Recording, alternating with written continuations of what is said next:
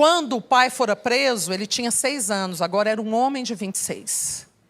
Então, quando ele chega naquele local, a cena que ele encontra, irmãs, é aquele homem com uma aparência cadavérica, a cor da pele comprometida, fraco, semi-morto.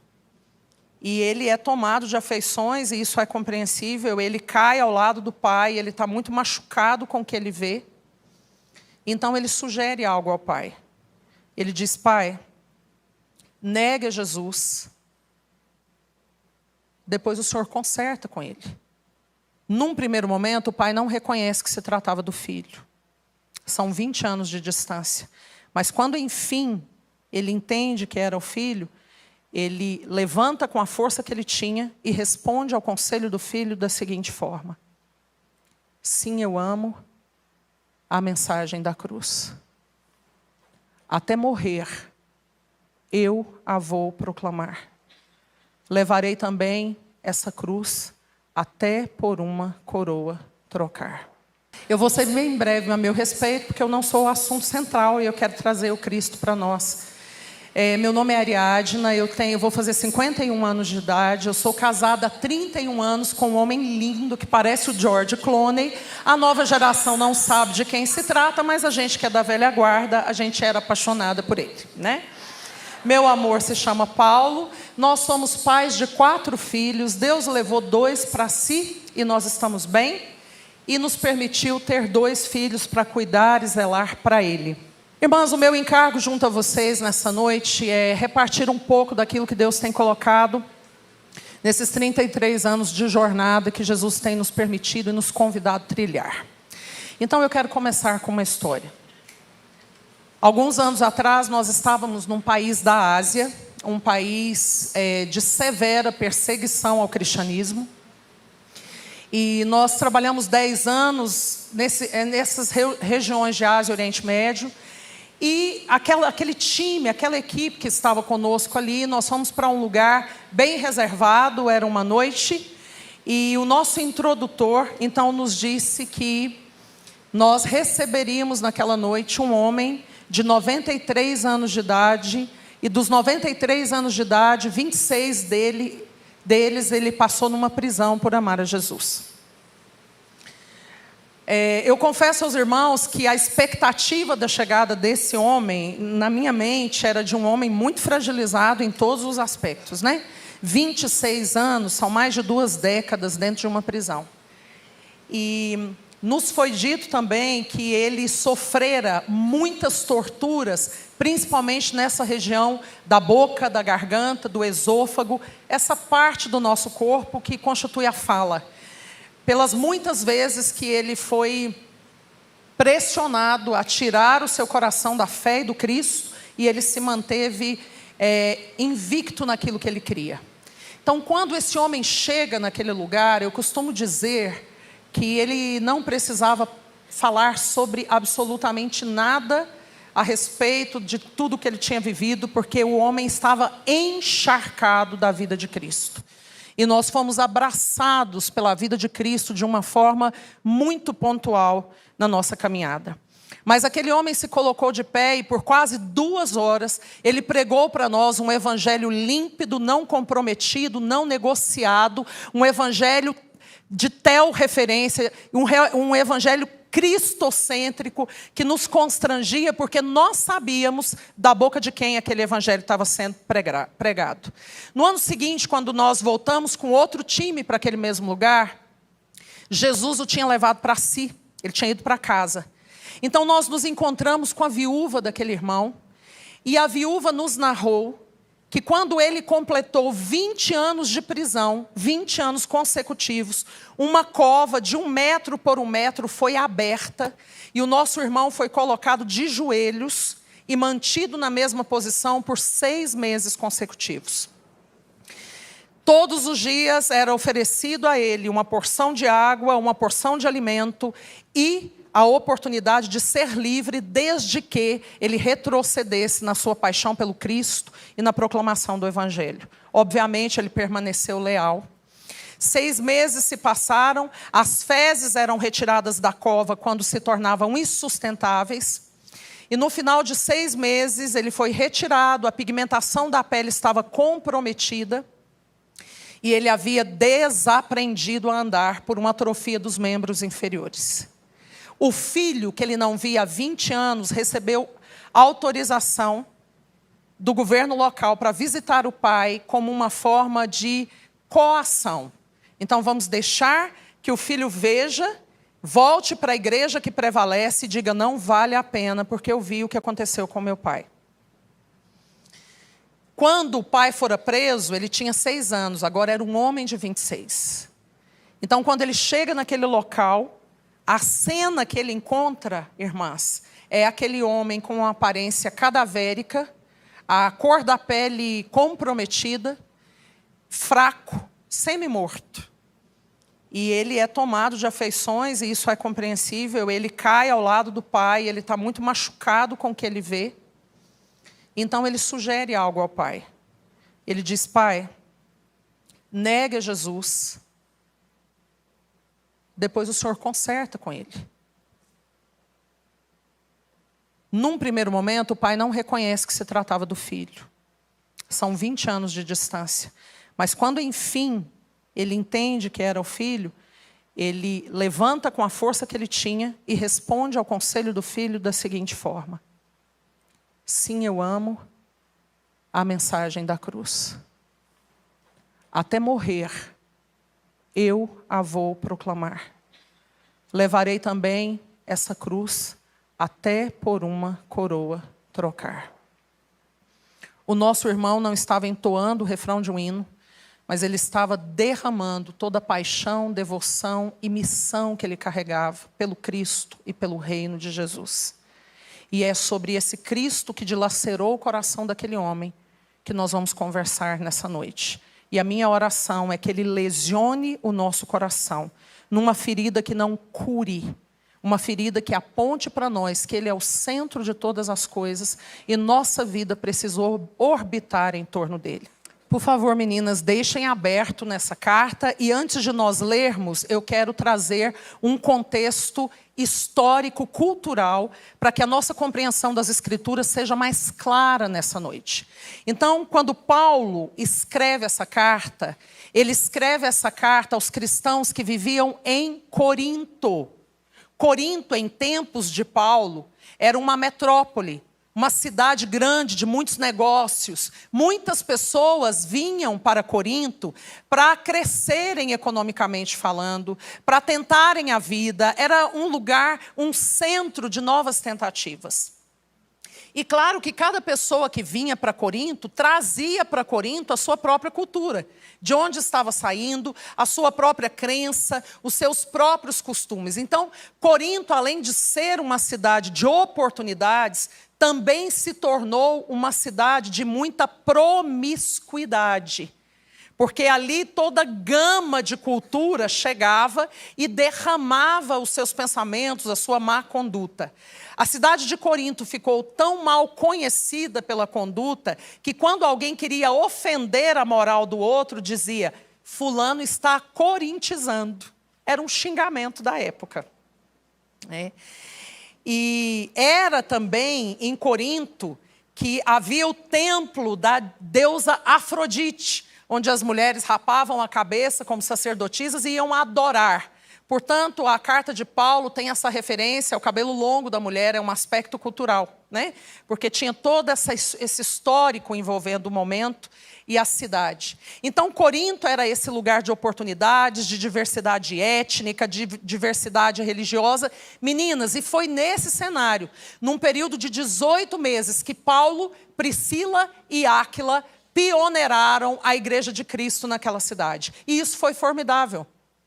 Agora, vocês imaginam essa igreja, como é que os cristãos de Corinto vinham para a realidade da comunidade. Cheio de manias, cheios de crenças. Então, Corinto era uma igreja difícil. Não é ocasional que as 2 cartas que o irmão Paulo escreve àquela igreja são cartas muito pontuais. Faça isso, não faça aquilo. É um tratado diferente, por exemplo, do momento que Paulo escreve para Éfeso, que ali é tão profundo teologicamente falando. Paulo vai tratar do dia a dia da igreja em Corinto. Isso pode, isso não pode. Porque ele estava lidando com pessoas que vinham de uma cultura de promiscuidade, de diversidade. Então, Paulo, Priscila e Áquila lutaram pela pureza daquela igreja. Eles batalharam para que as misturas não seduzissem aquela igreja.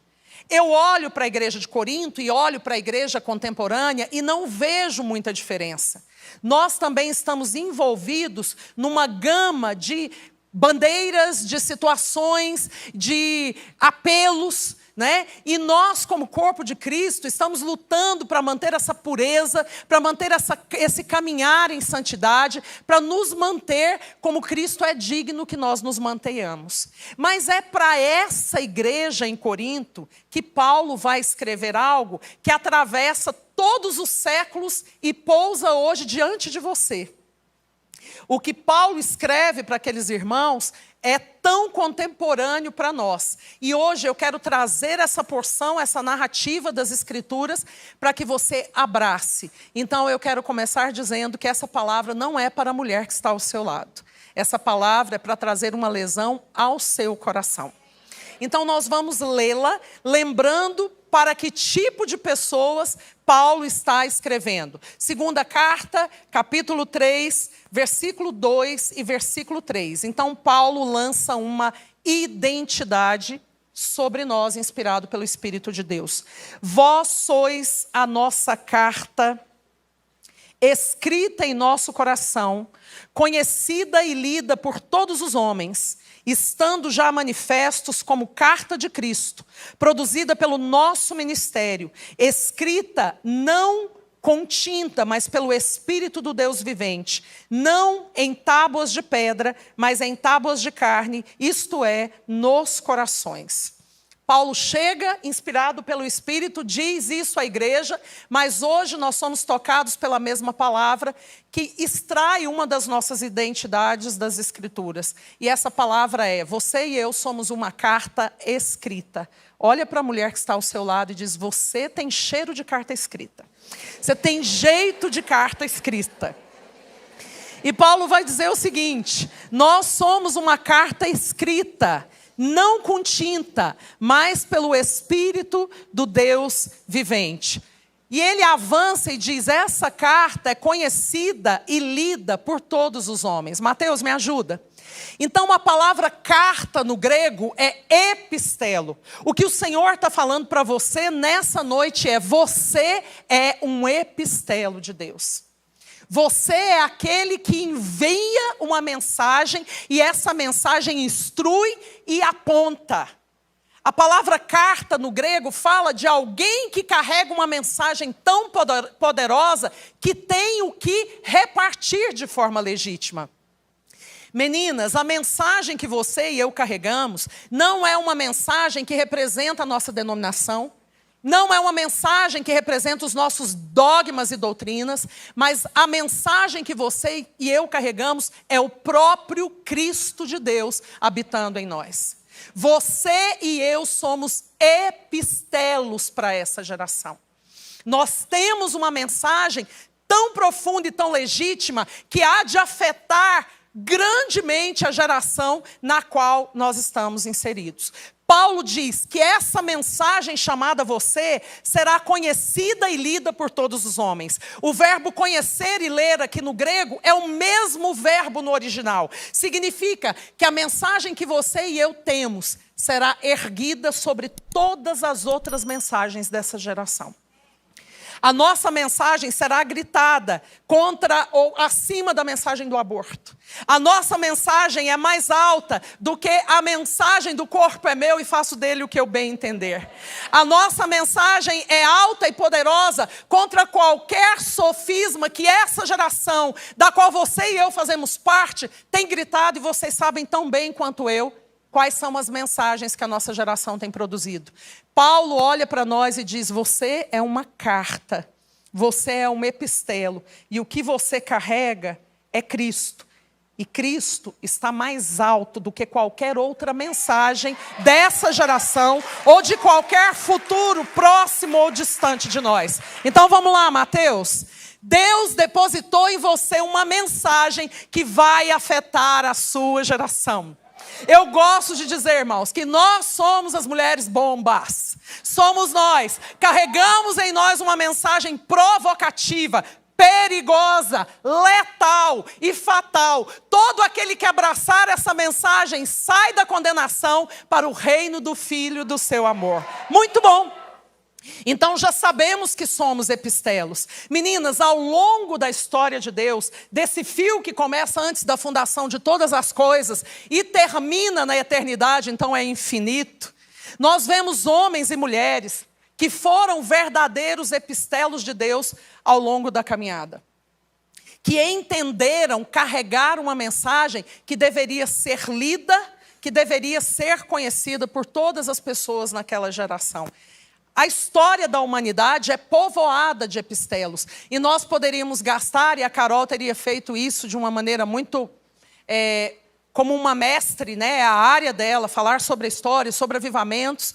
E nós poderíamos gastar um tempo todo aqui só pensando em epistelos de Deus que construíram um legado do qual você e eu experimentamos. Mas eu pensei 3 desses epistelos para esse momento.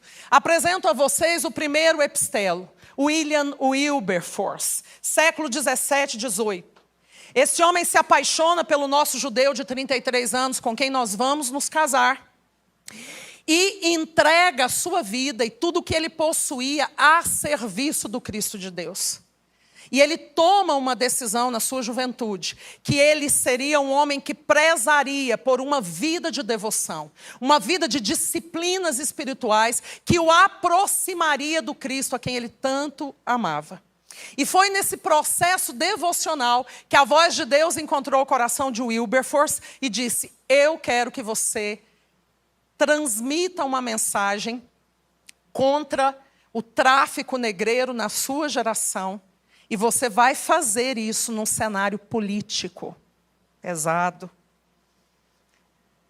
Então, ele muito jovem, se une ao parlamento britânico. E durante 18 anos, meninas, o Wilberforce grita solitariamente uma mensagem que o havia possuído, um fogo que ardia sobre os ombros dele, um encargo que o consumia diuturnamente, e ele grita pelo fim da escravidão, apontando que Deus é um Deus de completo amor por todo tipo de raça, tribo, língua e nação. Por causa da mensagem que ele carregava, ele perdeu a saúde, ele perdeu amigos, ele foi traído, ele foi condenado, até mesmo pelo meio religioso da época. Mas a cena é visceral. 18 anos depois de um epistelo gritando, a última assinatura que bastava ou restava para que o comércio negreiro fosse abolido é dada. É lindo. É visceral, o rolo é desenrolado no meio do parlamento e o último político necessário dá a sua assinatura. Todo o parlamento se coloca de pé e começa a aplaudir aquele epistelo de Deus. Ele, enfraquecido, abaixa a sua cabeça e entre as mãos começa a chorar. Então ergue os seus olhos para a galeria do parlamento e os seus olhos se cruzam com o de um amigo escravo que estava em prantos. E em silêncio aquele homem retribui pelo que esse epistelo carregou e lutou. 2 anos depois da morte de William Wilberforce, em junho de 1834, 800 mil escravos foram libertos da sua escravidão. E todo o Ocidente abraçou o legado de Wilberforce. Inclusive, em 1888, Isabel, que era nossa regente, assina o fim da escravidão pelo legado de William Wilberforce. Irmãos, quando nós entendemos o que nós carregamos e nós precisamos fazer com que a geração conheça, nós produzimos um legado genuíno. E o legado de um homem não vai para o caixão com ele. aquilo que você constrói não é enterrado com você. Vai reverberar para a sua geração e as outras gerações que virão diante de você. Ele vai construir uma história que não vai afetar apenas a sua espiritualidade, mas vai afetar os séculos e as gerações pelos quais ele viveu e aqueles que ele não viveu. Lembro a vocês de John Hus, século XIII. Hus é nascido na Boêmia, que hoje é a atual República Tcheca. Hus, na língua tcheca, significa ganso. Esse epistelo de Deus percebe que a palavra estava sendo negociada e ele, como um sacerdote da época, se levanta para gritar a veracidade das Escrituras. E ele começa a dizer, há necessidade de correções, há necessidade do prumo divino sobre nós. Ele é julgado e condenado a morrer pela fogueira. A cabeça de Hus é rapada e um cone com vários demônios desenhados é colocado sobre a sua cabeça. E ele foi tido como herege em sua geração. As mãos são amarradas e ele está atravessando a cidade, onde todo o povo está assistindo. E ele está indo rumo à fogueira que estava sendo alimentada por exemplares da Bíblia. A Bíblia pela qual ele tinha lutado, ele estava lutando. Quando ele se aproxima do lugar da morte, alguns dos sacerdotes se aproximam e dizem para ele, se você retroceder no que grita, você vai ser livre. E ele disse, vocês estão matando o cisne, mas daqui a 100 anos, o ganso, mas daqui a 100 anos virá o cisne, e a esse vocês não vão poder matar. 103 anos exatos da morte de John Hus, Lutero estava fixando as 95 teses na capela de Wittenberg. O legado de um epistelo não vai para o caixão com ele. Quando a chama foi acesa na fogueira, Hus olha para o céu e diz, Jesus, filho de Davi, tem misericórdia de mim. E diz a biografia que esse epistelo morre cantando. Mas nós poderíamos citar muitos outros epistelos de Deus, como Madame Guyon, Susanna Wesley. Nós poderíamos falar de Jonathan Edwards, David Brainerd. Nós poderíamos falar de Jesse Penn Lewis. Todos esses homens e mulheres que se reconheceram epistelos de Deus. E independente, meninas, da fase em que eles viveram, da geração que eles participaram, esses homens e mulheres que são nossos pais do passado, que você e eu ouvimos e lemos, e dizemos no nosso coração, parece que Deus selecionou um grupo, eles eram especiais. Não, nós estamos equivocadas. Eles eram homens tão miseráveis quanto qualquer um de nós, com virtudes e delinquências como qualquer uma de nós nesse lugar. Então Deus não selecionou homens para que eles se tornassem cartas escritas na sua geração. Essa é a sua verdade, essa é a minha verdade. E independente do momento em que eles foram levantados pelo Cristo, esses homens e mulheres tinham 3 características em comum. E essas características em comum são as características que Deus ou já está maturando na sua vida, ou Ele quer te dar discernimento delas pelo prumo inerrável que é a palavra de Deus e fazer com que você busque essas características. Então, a primeira característica que você, epistelo de Deus, precisa ter é que todo epistelo de Deus possui uma causa. Mateus, passa para frente aí, por favor, obrigada. Então, a causa no grego é ergon. E ergon significa aquilo com que você e eu estamos comprometidos, envolvidos, ocupadas, empenhando as nossas vidas, empenhando os nossos dons naturais e espirituais, empenhando a força que nós temos, o nosso dinheiro, as nossas famílias. Todo epistelo de Deus, e você é um epistelo de Deus, precisa ser consumido por uma causa. Qual é a causa que tem consumido o seu coração? O que será dito sobre nós à margem do nosso corpo num caixão? O que as pessoas vão dizer? Poxa, ela era a rainha fitness. Nossa, nós perdemos alguém que tinha um empoderamento feminino, que era uma voz feminina. Poxa, era uma mulher masterchef. ela nos ensinava tanto de forma na cozinha e havia tanta graça sobre ela? Ou será que em torno de nós será dito, por causa dela, eu amei Jesus profundamente? Pela conduta e o caráter que ela carregava, eu fui atraída ao Filho de Deus. A causa diz respeito àquilo pelo que você decide ser gasta. Aquilo pelo que você está empenhando tudo que você é e tudo que você possui. Certa vez, alguns homens vieram diante de Jesus, em João capítulo 6, e fizeram uma pergunta para o Filho de Deus, logo após a multiplicação dos pães, a primeira. E disseram, o que nós faremos para realizar as obras de Deus? A palavra obra no original é ergon. Num jeito muito simplista, eles estavam perguntando, com que é que Deus está se gastando? Qual é a causa de Deus? E Jesus respondeu, a obra de Deus é essa, que creiais naquele que por ele foi enviado. Meninas, todas as nossas causas precisam estar submissas à causa de Deus, que é apresentar Jesus àqueles que ainda não o possuem. Seja numa área acadêmica, seja você uma profissional, seja você uma estudante do ensino médio, do ensino fundamental, seja você alguém de ministério integral, não importa qual seja a área de influência onde você foi plantada, você precisa ter uma causa, e a sua causa precisa estar sob a missão de Deus, ou a missio Dei, ou o opus Dei. Aquilo que consome ao Senhor é fazer com que Cristo seja conhecido. Eu tenho uma amiga e ela é uma designer de modas. E ela diz para mim, Ariadne, é tão difícil o meu meio, porque como é que eu vou pregar o evangelho no meio de toda essa mulherada que se ajunta em torno de mim para saber detalhes de moda e todas essas coisas. Difícil ministério ela recebeu. Então, ela começou a orar e falar, Jesus, qual que é a minha causa?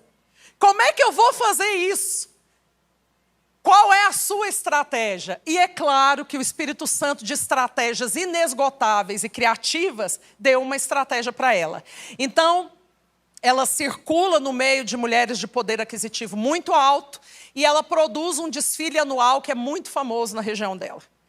Então, as mulheres vêm e as modelos estão ali lindas, apresentando todas as marcas dela.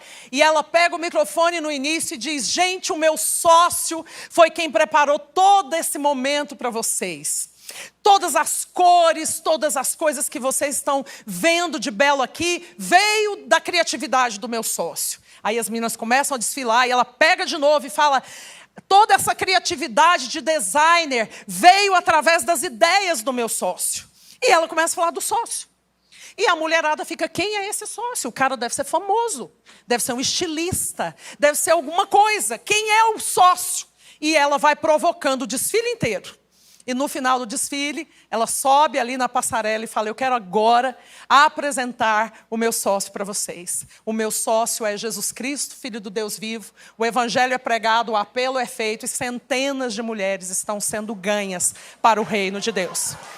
Nós não podemos nos esconder atrás daquilo que nós não achamos ser espiritual. Você não tem duas gavetas. Você não tem uma gaveta secular e uma gaveta para a sua espiritualidade. Tudo em você diz respeito ao rei e ao seu reino. Qual é a sua causa? Com o que você tem sido decidida a ser gasta? Meninas, a causa que você e eu temos, ela não acontece sobre nós através de imposição de mãos. Ela não acontece na leitura, mesmo que seja uma literatura rica, de profundidade, de autores sérios. A nossa causa está ligada ao nosso destino em Deus. A palavra destino em Deus é diferente da palavra solitária destino, que são coisas ocasionais que às vezes fogem ao nosso comando. O seu destino em Deus é a razão pela qual Deus te criou como você é, com as suas qualidades, e te colocou nessa geração. Você está aqui porque Deus decidiu que nesse momento da história, você tem um destino a cumprir. O nosso destino em Deus não é encontrado de outra forma, a não ser através do nosso relacionamento diário com os três: Pai, Filho e Espírito Santo. O tempo não me permite, mas o que eu estou querendo dizer é que nós precisamos priorizar a nossa vida devocional. Nós precisamos praticar diariamente a solitude. E solitude é diferente de solidão. Solidão é provocado por coisas que às vezes nós não temos controle, dores, perdas, angústias, mas a solitude é o desejo e a decisão voluntária de separar-me de tudo que me distrai para estar a sós com os três. O Senhor nos chama nessa vida corrida, meninas, dona de casa, empresária, profissional, enfim, tudo que você carrega e você sabe, Ele quer ser o seu primeiro amor. E Ele é um amor ciumento. Ele não quer amantes entre nós e Ele. A solitude é uma forma de educar o nosso espírito para clamar por aquele que de fato é o primeiro em nós. A descoberta da sua causa também passa pela disciplina do silêncio. Silenciar verbalmente, até que Deus te mature num ponto onde você silencia o seu interior. E o silêncio, ele é pedagógico. O silêncio treina a sua espiritualidade para identificar a voz de Deus. Quanto mais pratico, tanto mais sensível eu me torno. Então, para mim é mais fácil identificar quando Jesus entra na casa, quando a voz dele vem sobre mim.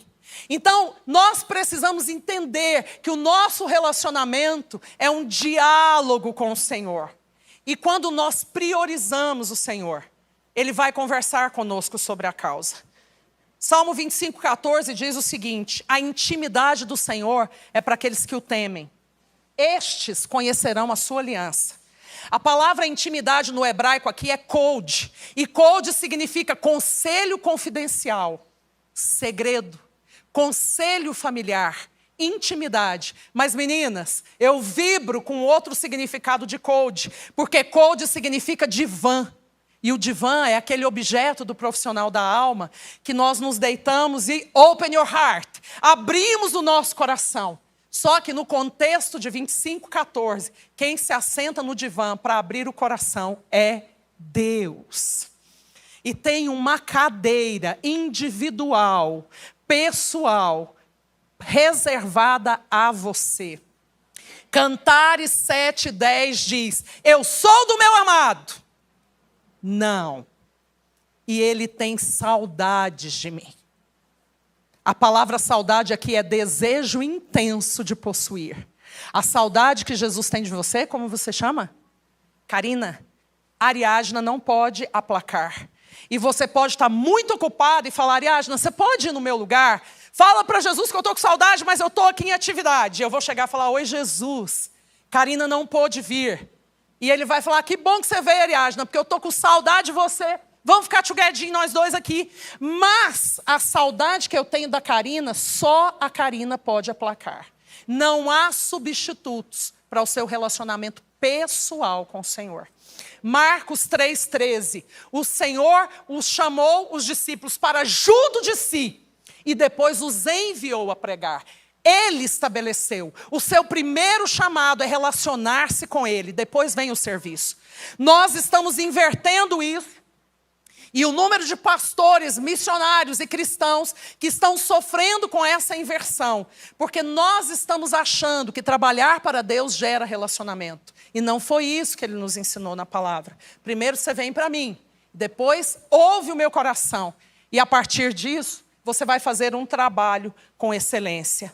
Qual é a sua causa? O quanto você tem honrado? A intimidade do Senhor são para aqueles que o temem. Temer é honrar. Honrar, gente, é dar prioridade. Eu vou receber em casa e quero honrar, eu ponho um lençol que eu não usei ainda. Sim ou não? Eu bato lá um trequinho. Se eu não tenho condição de comprar ali da Avatim, ou sei lá de onde, eu não sou muito boa com essas coisas, eu vou pegar o meu desodorante de erva doce, Rexona, e vou bater no quarto. Eu vou cozinhar o que eu sei melhor. Eu vou tirar da minha agenda o tempo corrido para gastar com quem eu recebo. E a pessoa chega e ela se sente honrada. Pararam para preparar as coisas para mim. É o que Jesus quer. Ele quer ser honrado. Gente, Marta não estava fazendo nada errado. Marta estava preparando a casa. Mas ela estava tão envolvida com a atividade que Deus entrou na casa e ela não discerniu. Esse é o problema do nosso coração. Então a causa, ela passa por isso. Por esse processo de descobrir, Senhor, qual é a causa que me consome? Você pode responder isso agora. Se eu começasse da mulher ali e terminasse da mulher ali e dissesse para você qual é a sua causa, o que você me responderia? João Batista escuta os pais falando para ele, creio eu, daquilo que o anjo disse. Um anjo grandão veio, você vai ser precursor. E quando ele já está grande, a multidão se aproxima e diz assim: o que tens a dizer? Quem és tu, João Batista? Ele já começa: eu não sou o Cristo. Minha causa não é messiânica. É ele que vai, ele é o Messias. E eles perguntam: então você é o profeta, aquele citado no Pentateuco, a respeito de Moisés? Moisés citando, ele fala: não. Então você é Elias? Também não. Quem és tu? Aí eles mudam a pergunta. O que dizes acerca de ti mesmo? E ele não responde com seu currículo. Ele não fala nada sobre si. Ele diz: eu sou a voz do que clama no deserto. Preparai o caminho ao Senhor. Como diz o profeta Isaías. Ele foi tomado pela causa. E quando você e eu encontrarmos a nossa causa, ela se fundirá à nossa identidade. Então eu apresento a vocês, Mateus, vamos lá, já perdi aqui o negócio, mas vai. Então essa é a palavra, pode avançar. Vamos lá, Mateus. Apresento a vocês o pastor Josué Joseph. Desde 2010, vou ser rápida nisso aqui, terremoto no Haiti. Meu amor e eu estamos ali já há 12 anos, com uma base num deserto, 1 milhão de sobreviventes em torno de nós, morrendo de fome, 25 mil crianças morrem de fome todos os anos no Haiti. Nós fomos tomados por essa causa. Assistindo a televisão, Jesus falou para nós: vocês vão ser espectadores ou vocês vão participar disso aí. E nós fomos para lá e esse é o momento. Volta, Mateus. Esse homem é pastor de uma igreja na montanha chamada Las Carrobas, um lugar que o povo padece de fome, não tem água encanada, não tem saneamento básico, não tem luz elétrica. E o nosso time de construção civil estava ali.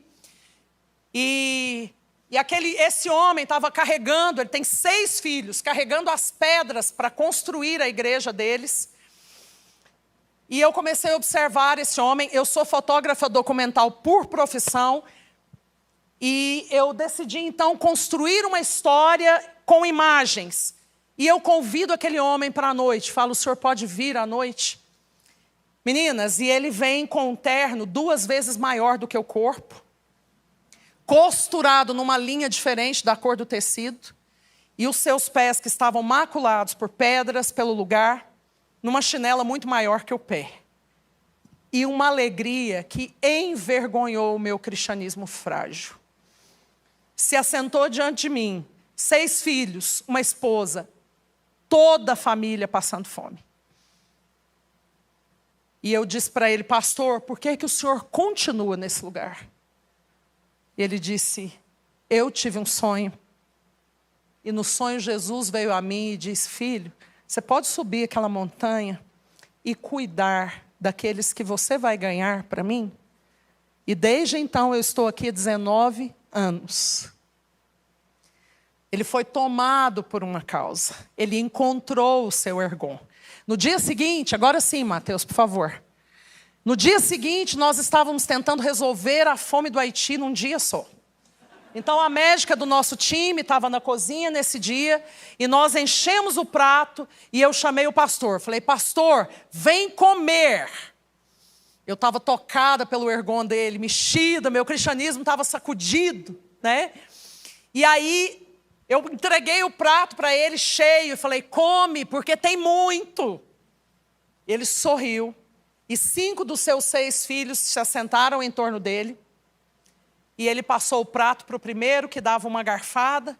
Passava para o segundo, que deu uma garfada. E assim, simultaneamente, cada vez que o prato chegava na mão do pai, ele abria mão de se alimentar para alimentar os filhos. Quando um homem encontra a sua causa, nem as piores circunstâncias são capazes de demovê-los do lugar onde Deus quer que eles estejam. E assim será com você. Você já é uma carta escrita. O que é que está te tomando?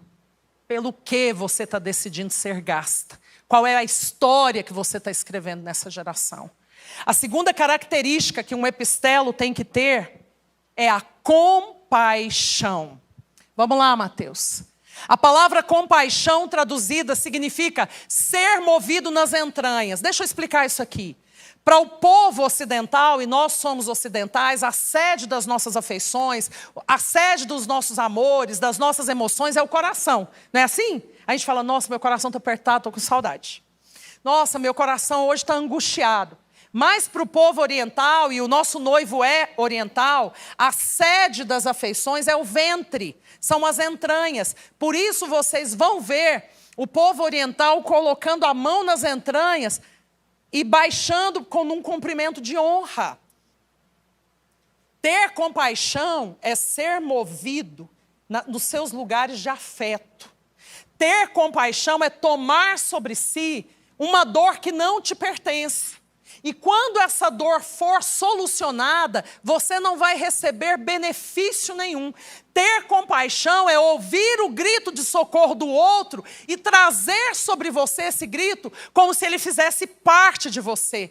Compadecer é assumir o lugar do outro. Meninas, compaixão é diferente do sentimento de dó. O sentimento de dó acontece na alma e ele nos move emocionalmente. Vimos a Turquia em terremoto, imagens terríveis. Muitas de vocês aqui choraram com aquelas imagens. Eu não sei se vocês sabem, mas o nosso time que está na Turquia trouxe essa narrativa de que quando algumas crianças foram recolhidas depois de 100 horas soterradas, e a equipe de socorro chegou com água e alimento, principalmente a água.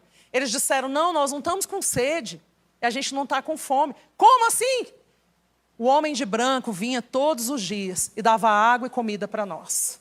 Jesus está se revelando num país completamente fechado. Deus não desperdiça sofrimento, irmãs. E nós estamos num momento da história que não dá para brincar. 120 mil pessoas morrem por dia sem ouvirem falar de Jesus. A cada 10 minutos, 40 crianças são abusadas sexualmente na América Latina. O Brasil assumiu o 8º lugar em número de suicídios. Há 8.000 línguas na terra que não possuem um versículo da Bíblia traduzida. E se isso não inquietar o nosso coração, e se isso não tirar o nosso sono, nossa tranquilidade, há de se rever o cristianismo que nós professamos. Porque o poeta disse, eu vi o coração de Deus, e o coração de Deus é uma ferida aberta. Compadecer é ouvir um grito que não te beneficia, mas se envolver e falar, Senhor, como é que eu posso aplacar a dor do teu coração? Há uma região no Nepal onde os órgãos genitais são adorados como Deus. E os pais entendem que vender as suas filhas a partir dos 5, 6 anos para a prostituição é um ato espiritual. Essas meninas são vendidas por um valor indigno. E são levadas para prostíbulos infantis. E algumas delas, meninas, precisam atender sexualmente até 30 homens por dia. A maioria delas não consegue chegar aos 15 anos de idade. Um fotógrafo documental tem a liberação para entrar num prostíbulo desse. A porta é aberta, uma menininha de 8, 9 anos está terminando de atender um homem e esperando a entrada de outro. E a imagem é feita. A menina cobre o corpo infantil com um lençol sujo enquanto aguarda a entrada do próximo homem. A foto é enviada para nós. E o olhar da menina é cortante. É como se aquela menina estivesse perguntando para nós: isso é a vida? É isso? Então, compadecer é acessar a dor que comove o coração de Deus diuturnamente, dizer: Senhor, como eu posso cooperar para aliviar isso?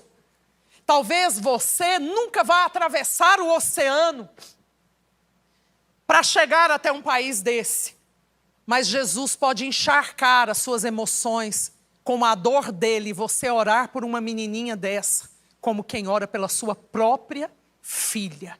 E orar até que o encargo seja retirado de você e você sinta paz. A palavra compaixão no original é a mesma palavra usada para baço. O baço é aquele órgão de 150 gramas que fica localizado em nossa cavidade abdominal. E esse órgão tem uma importante função imunológica. É o baço que vai produzir os anticorpos com os quais nós que vão colaborar para combater as infecções que vão nos acometer durante a nossa vida. Só que, apesar de ser um órgão tão importante, ele é um órgão frágil. E talvez você conheça alguém que sofreu uma ruptura no baço, e esse baço foi retirado, e essa pessoa continua viva. Não é ocasional que a palavra compaixão e baço sejam a mesma no original. Porque o que tem acontecido, irmãos, que a semelhança de um corpo sem o baço, que vai estar muito mais suscetível a todo tipo de infecção e vai produzir um esforço nos outros órgãos. A semelhança desse corpo sem baço, você e eu podemos nos adaptar a um cristianismo sem compaixão. A diferença entre compadecer e sentir dó é que a compaixão sempre é seguida de ação. Eu olho para a prostituta da esquina, aquilo me mexe em compaixão e eu vou cobrir a sua nudez. Eu olho para a criança de rua, a fome me toma e eu vou dar um prato de comida. Eu olho para o homem de negócio no seu super center business e sei que ele está tão vazio, mesmo tão opulento, e eu vou entrar ali e vou proclamar o Cristo que enche o buraco da eternidade que está em nós. Compadecer é nos colocar no lugar do outro. Quando Jesus está falando em Lucas 10, ele pergunta: quem é que teve compaixão do rapaz no chão? O sacerdote, o levita ou o samaritano? Então o homem diz: quem compadeceu foi aquele que parou, foi aquele que se dobrou nas feridas, foi aquele que se envolveu com a dor de um desconhecido. Então Jesus termina o diálogo com uma expressão: vá e faça o mesmo. Uma repórter brasileira, cristã, está cobrindo refugiados da guerra no continente africano. E ela está construindo histórias. E as histórias eram muito diferentes e muito difíceis, mas uma menina de 13 anos chega até ela. E essa menina conta: eu fui separada dos meus irmãos. Meus pais morreram na guerra. E eu não sei dizer para você a quantidade de vezes que eu já fui violada sexualmente nesse lugar. Ela faz o seu trabalho acadêmico profissional, mas quando ela volta para o Brasil, o rosto daquela menina não sai da mente dela. Ela acorda de manhã, o rosto da menina está presente, ela deita, ela vai trabalhar, enfim. Então, tomada daquele sentimento de o que está acontecendo, ela vai para Deus e fala: Senhor, por que o rosto dessa menina não sai da minha mente? E Deus responde: porque esse é o rosto da sua tarefa. Deus tem rostos que só você pode alcançar, eu não. São os rostos da tarefa que você carrega, da causa que foi colocada sobre você. E que essa compaixão precisa encher. Irmãos, nenhum de nós nascemos com compaixão. Isso é competência do Espírito Santo. Na cultura oriental, quando um tecido vai ser mudado de cor, um tonel com a cor desejada é colocado e o tecido é pego pelo tintureiro e ele começa a afundar esse tecido naquele tonel. E ele levanta o tecido, ele cheira o tecido, ele sente o tecido e fala, ainda não está no ponto. Não pegou como deveria pegar. Então ele mergulha novamente o tecido. Esse movimento de mergulhar o tecido no tonel, para chegar ao tom desejado, é chamado por esses profissionais de batizar o tecido. Você e eu precisamos ser batizadas nas compaixões que há em Cristo. Ou nós corremos o risco de um cristianismo encharcado de dor. E isso não vai gerar coisas práticas. O evangelho sem praticidade, irmãos, ele não é bíblico. Apresento a vocês essa mulher.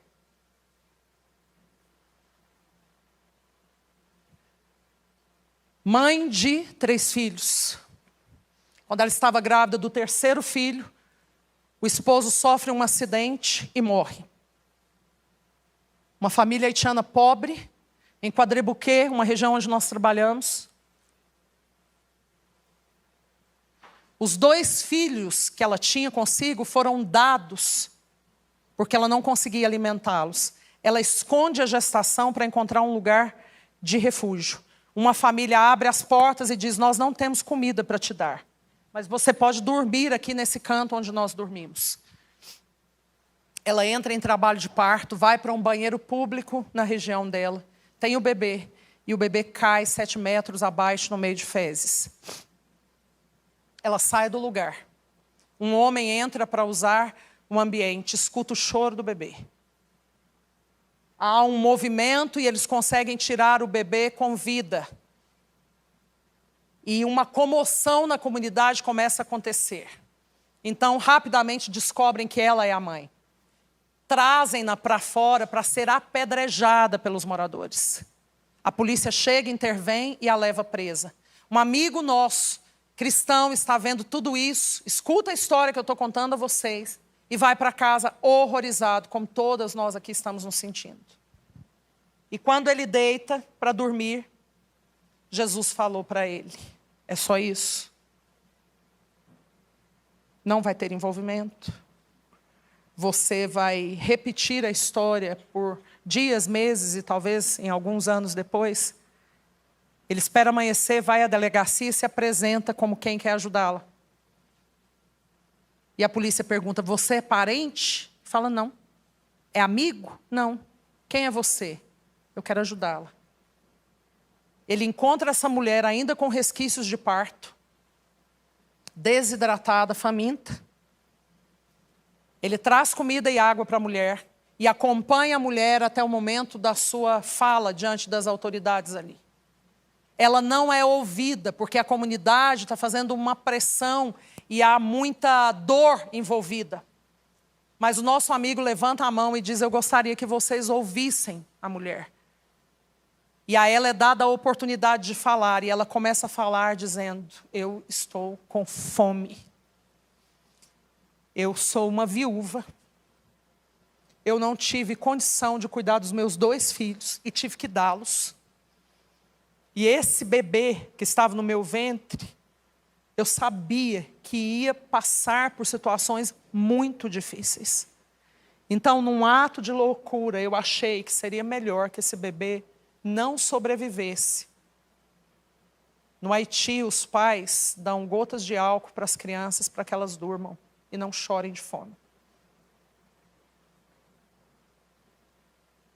Aquele amigo nosso diz para a mulher que estava regendo o interrogatório, eu quero cuidar dela. E a mulher diz, você vai levá-la para sua casa? Você vai cuidar dela? E ele disse sim. E por uma intervenção divina, ele pôde pegar a mulher. E esse sorriso que vocês estão vendo aqui, a narrativa, quem me contou foi ela própria. Nesse sorriso ela está dizendo, eu encontrei Jesus, Ele mudou o meu coração E eu sei que Ele vai trazer redenção para a minha maternidade. Quando você e eu agimos em compaixão, não somente a nossa espiritualidade é dilatada, como nós vamos afetar eternamente a vida da nossa vítima, a nossa boa vítima.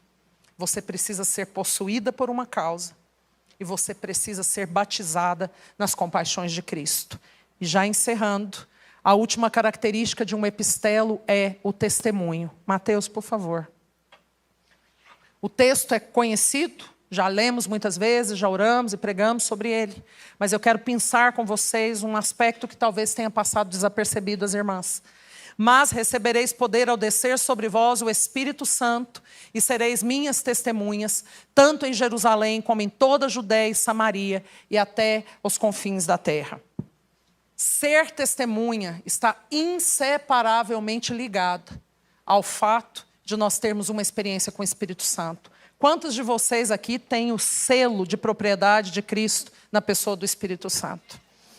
No momento da nossa conversão, nós somos possuídos por esse selo, ele vem habitar em nós. Quantas de nós aqui temos a experiência, o dunamis, a visitação do Espírito Santo sobre nós? Amém? Você teve a sua experiência salvífica e de empoderamento do Espírito Santo. Então, talvez você está dizendo, Ariadne, eu não sei a minha causa e eu estou pensando se eu sou alguém que tem compaixão. Mas há uma alegria, você tem testemunho. Então, isso é fato. Vira para a pessoa e fala, o testemunho você já tem. Essa característica está aí. Se você é filha de Deus, se você teve uma experiência com o Espírito Santo, então o testemunho está aí. A palavra testemunho, irmãos, vem do grego martus, que dá origem à palavra mártire. Quando traduzida, a palavra testemunho é esse aqui, Mateus.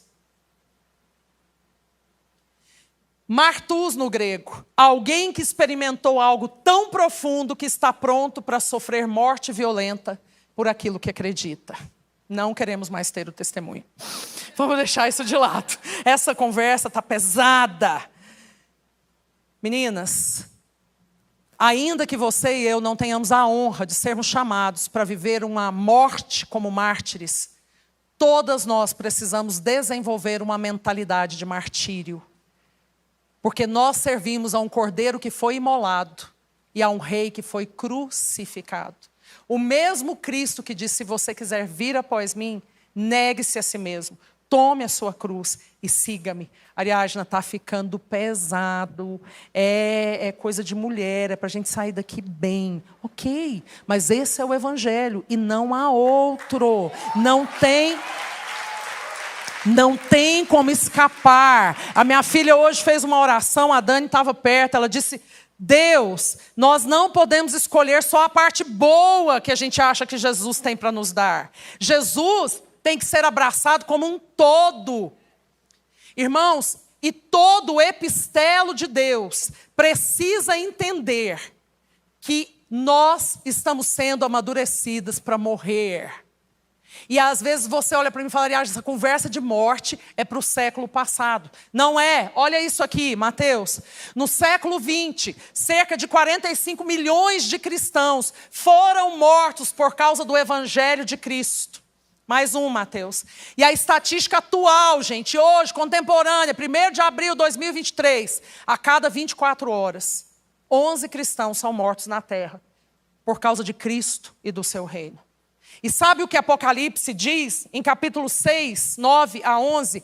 Quando ele abriu o 5º selo, vi debaixo do altar as almas daqueles que tinham sido mortos por causa da palavra de Deus e por causa do testemunho que sustentavam. Clamaram em grande voz, dizendo, até quando, Senhor?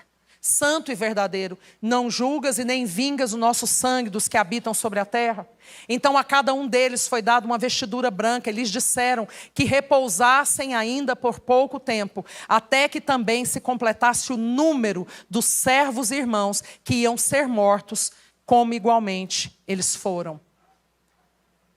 A conversa sobre martírio está vinculada à nossa crença escatológica. Deus tem um número de pessoas que terão a honra de morrerem por Ele como mártires. Por 10 anos, irmãos. meu esposo e eu andamos com a igreja sofredora. Nós encontramos um cristianismo límpido, um oxigênio raríssimo. Os primeiros 21 dias do meu contato lá com a igreja sofredora, eu aceitei Jesus 19 vezes. Porque eu tinha certeza que aquilo que eu dizia ser amor por Ele estava tão longe. Eu estava diante de homens não ovacionados, homens não públicos, cujos nomes nem nós sabemos.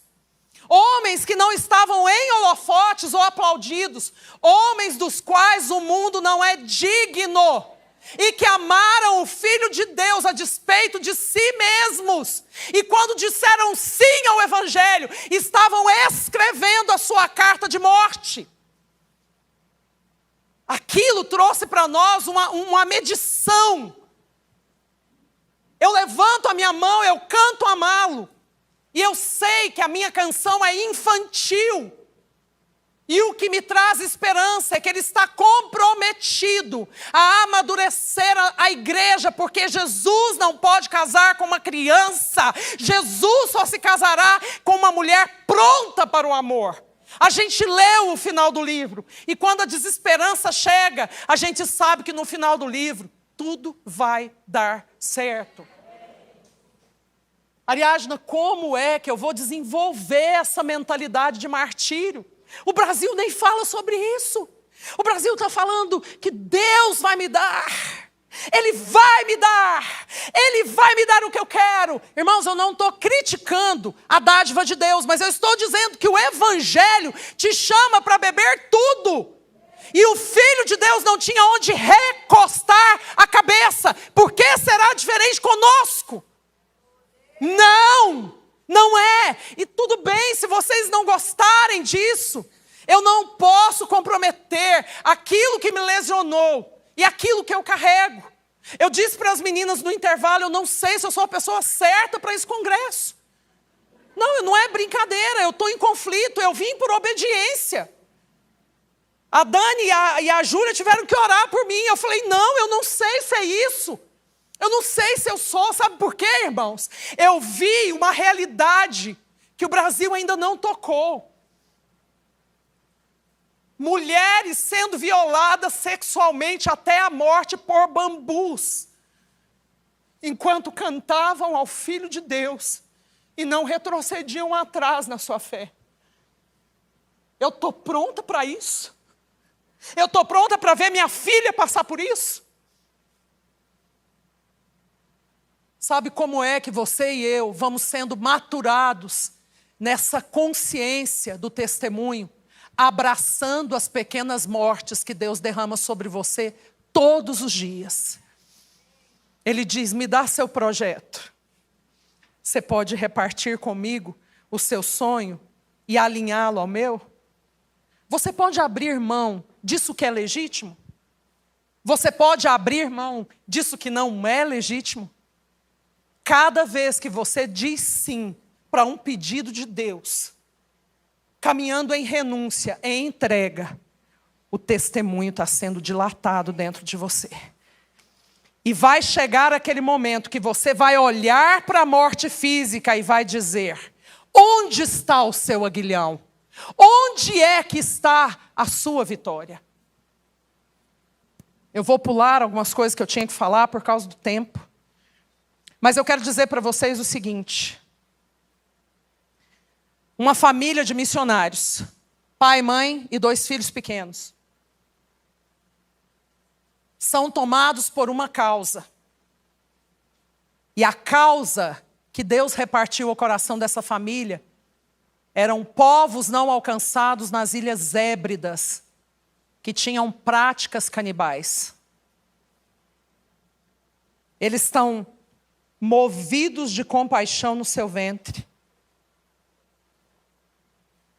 E eles pegam um navio que vai durar meses até chegar ao local. E durante os meses no navio, quando a tripulação toma conhecimento, tenta demovê-los, fala, olha, é perigoso, não vai.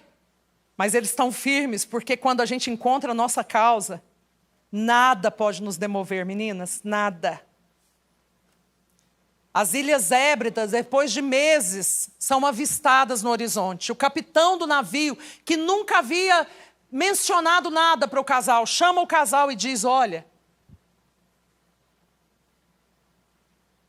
vocês vão morrer.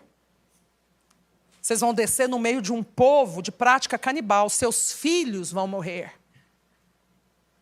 Faz o seguinte: nós estamos fechando negócios no porto, nós não adentramos o povo. Volta conosco. Fiquem seguros.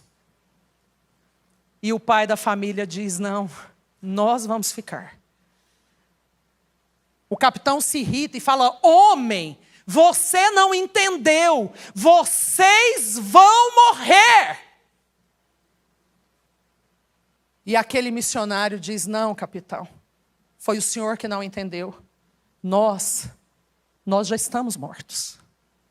Nós já estamos mortos.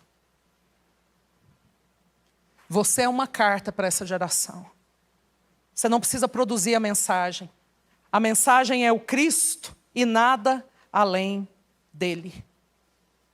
Essa mensagem que você carrega, de teorreferência, cristocentrada, traz o elogio, o beijo, os olhares apaixonados para aquele que é digno de. E essa mensagem está mais alta do que qualquer outra mensagem absurda que você e eu temos visto. Mas o Senhor quer nos amadurecer em nossa causa, quer nos batizar em Cristo e suas compaixões, e quer formar em nós uma mentalidade do testemunho. E eu encerro essa palavra com uma imagem. Por favor, pode mandar bem para frente, Mateus, porque eu pulei bastante coisa. Pode ir. Mais uma, mais uma, mais uma. Para. Você pode escurecer aqui um pouquinho? Irmãos, para mim, esse é o conceito teológico mais assertivo do que significa ser corpo de Cristo. Nós estamos falando aqui de Teresa de Calcutá, ou Madre Teresa. Eu tenho um quê especial com ela, porque Teresa nasceu na Albânia.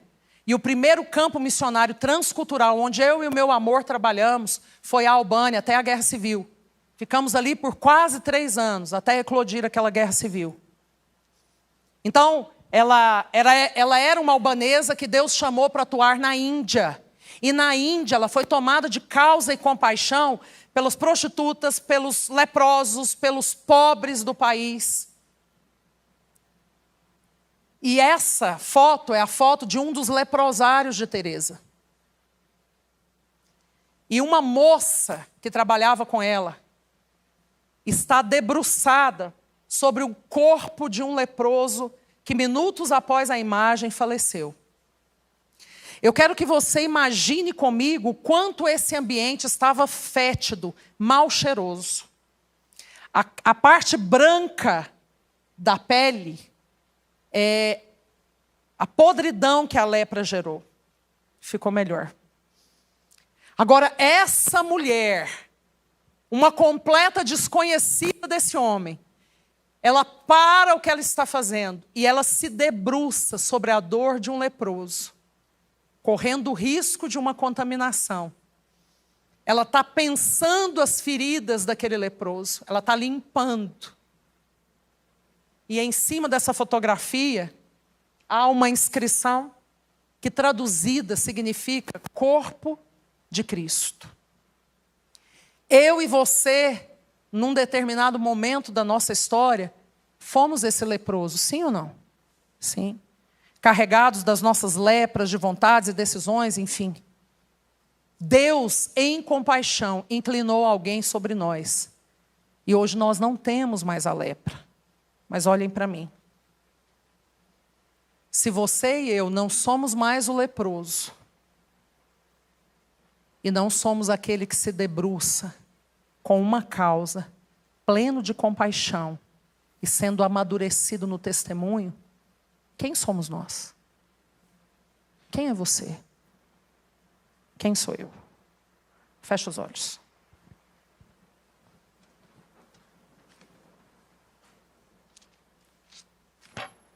Não precisa da música agora. Pode esperar um pouquinho, porque eu quero que vocês estejam bem conscientes da decisão ao convite que eu vou fazer. Então, depois que vocês aceitarem esse convite, então a gente vai terminar adorando juntos.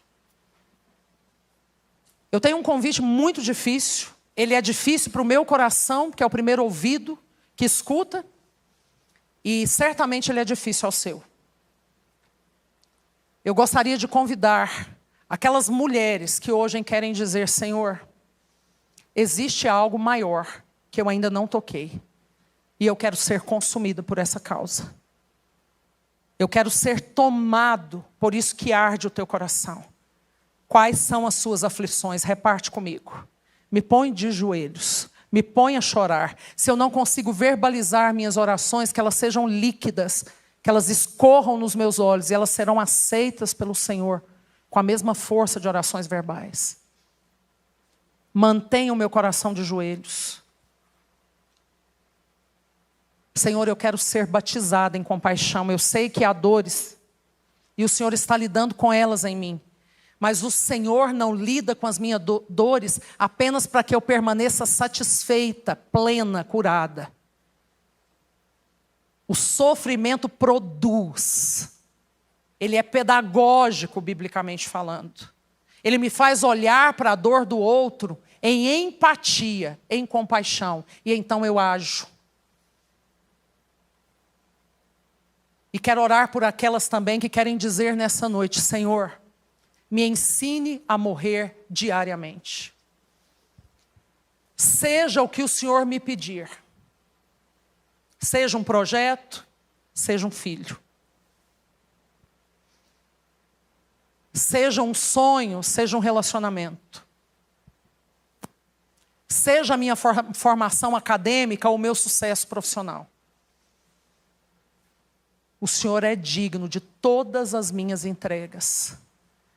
Se conscientemente, sem nenhum tipo emocional, porque é um convite pesado, eu sei disso. E se não é o seu momento para atendê-lo, tudo bem. Mas se você quer responder ao Senhor agora, eu gostaria que você se colocasse de pé e de forma muito consciente dissesse: Senhor, o que eu tenho de melhor para dar sou eu mesma. As minhas aspirações, os meus sonhos, a minha energia, a minha juventude, a minha saúde, a minha família, os meus filhos, o meu sucesso, a minha vocação, o meu ministério, sei lá o que pode estar passando na sua cabeça agora. Então agora nós vamos dizer ao Senhor de forma muito consciente: Senhor, eu quero ter uma causa, me consome. Eu quero ser uma mulher que toca uma única nota e aonde eu entrar, as pessoas vão ser encharcadas do Cristo de Deus. Eu quero tocar essa nota diante do Senhor. Senhor, eu quero olhar para o teu coração e ver o que te consome. Abrir, ampliar um pouco mais a minha visão e sair um pouco das minhas necessidades. Pensar nas crianças que são abusadas a cada 10 minutos. Chorar pela menina no Nepal, no Camboja, na Tailândia. Sem esperança nenhuma. Eu quero sentir pelo menino que é vendido no Sudão, cujo quilo de carne é mais barato do que 1 quilo de bife em Bragança Paulista. Eu quero chorar pelos Maasai que não sabem quem é Jesus no norte da Tanzânia e aguardam a revelação do Filho de Deus. Irmão, se a igreja falhar, Deus não tem plano B.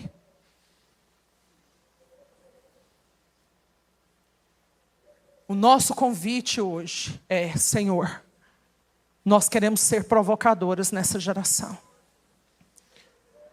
Nem todas nós